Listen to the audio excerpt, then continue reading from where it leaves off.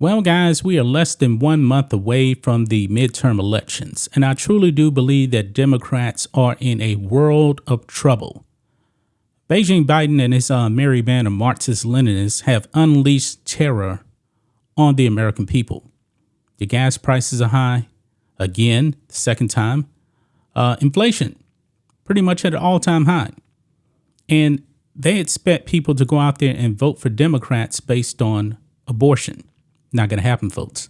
It is not going to happen. The American people care more about the amount of money they have to actually spend at the grocery store. And folks, they're not getting a lot for their dollar nowadays. It's just a disaster. It is just amazing how much we have actually fallen from Donald Trump to Beijing Biden. We were a net exporter of oil under Donald Trump. Joe Biden comes in and just wants to immediately kill U.S. energy production in this country. He wants us to buy oil from countries that hate our guts. He wants us to get oil from communists. Think about that, folks. Just think about that before you actually go and cast your vote on November the 8th. You actually have Democrats out there that do not want Joe Biden coming and campaigning for them. There's a reason why, folks, that Democrats are getting destroyed in these debates. It's because they support Beijing Biden, and they really can't defend that, folks. Well, we got a little bit of a poll to talk about here, folks. When it comes to net favorability of politicians. And folks, this is going to be very, very bad news for Democrats. Here we go, guys. Mainstream poll. Ron DeSantis ranks number 1 for major American politicians in net favorability. Now, to me, this is not a surprise whatsoever. Now, I am a Donald Trump supporter. I am. If he decides to run, he will get my vote. But there's no doubt about it, guys, the future of the Republican Party, and I believe the future leader of this country is going to be Ron DeSantis, probably in 2028. And I do believe that a Donald Trump, Ron DeSantis ticket would be unstoppable, folks. I believe it would be unstoppable. You would get 4 years of Donald Trump and then 8 years of Ron DeSantis.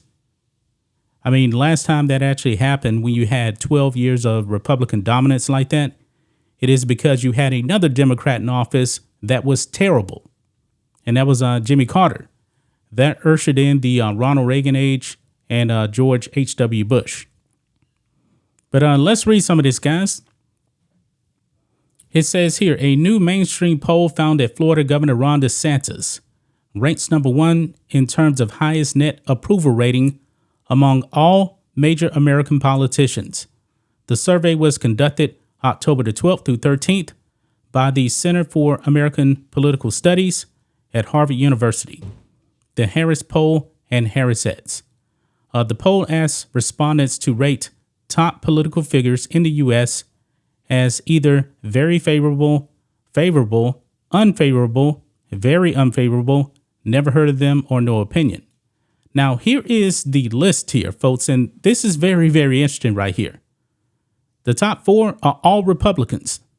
Now, Ron DeSantis +6. Now, what's shocking to me is Mike Pence at number 2. Mike Pence has +4. It is what it is.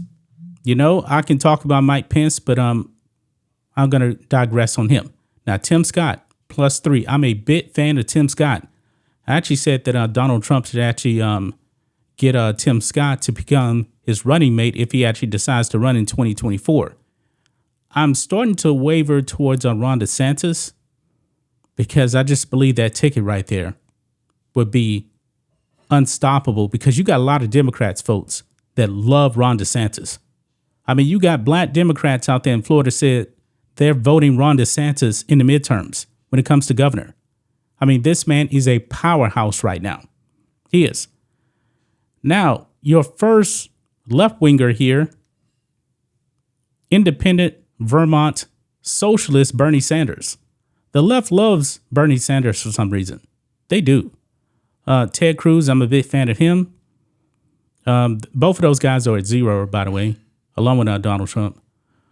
Former Secretary of State Mike Pompeo, Beijing Biden -8. The man that got the most votes in U.S. presidential history, -8. People despise Beijing Biden. And I've seen some polls out there, folks said that if Donald Trump and Joe Biden were actually to go head to head again, left-wing media is still saying that Joe Biden would win. I find that very, very hard to believe based on the state of this country right now. With the inflation, with the gas prices, we're on the verge of World War III, folks. We're on the verge of World War III because you have a bunch of warmongers over there right now running the country.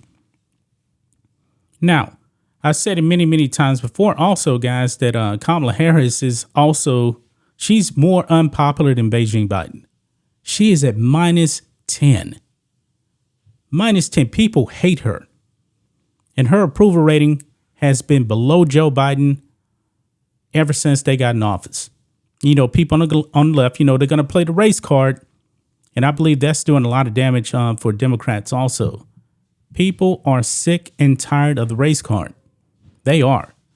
And the rest of the people on this list, folks, it's a bunch of Democrats here. Democrats except two, I'm talking about Nancy Pelosi here, AOC -12, Chuck Schumer -12. And of course, you get to a Republican that doesn't seem like Republicans, Mitch McConnell. Kentucky, you need to get this guy out of there.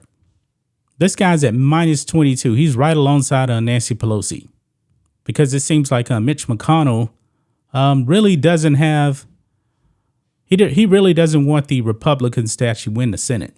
He's perfectly okay being a leader in the minority because he may be shown the door if the Republicans actually get the majority, because Trump-backed Republicans are winning these primaries. They won the primaries. They're probably going to win their general elections. They are. But when it comes to Biden, let's just point out a few things here, folks. Check this out. The majority of voters oppose Biden's energy agenda by 8%. 80% said that the U.S. should emphasize lower prices and energy independence, while only 20% said the U.S. should emphasize higher gasoline prices and climate change. Those people, that 20% is out of their mind. They're out of their mind that's actually saying that. And we know it's a bunch of Democrats votes. The majority of voters, plus 24%, said Biden was responsible for high gas prices. I completely agree with that, folks. When you attack the American energy companies out there, that's not a good thing. That is not a good thing, because Biden is saying, hey, bring the prices down. That's not the way it works. Then he's telling gas stations, hey, drop the price. They don't make any money on that. If they drop the price, they're going to be in the red. 65% of voters said that the transition to different types of fuel should be slow in a gradual process. The same percentage of voters said the administration should unleash American energy production rather than ease sanctions on hostile foreign nations like Venezuela and Iran. Those countries hate our guts, folks. 68% of voters said that Biden was too old to hold office. Well, my question is, why did you guys vote for him? Why? And 55% said that they had doubts about his mental fitness. Yeah.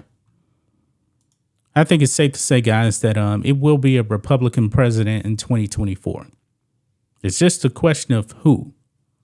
Because the Democrats have nobody whatsoever that they can trot out there in 2024 that would actually beat a DeSantis and Trump. I just don't see that happening, folks.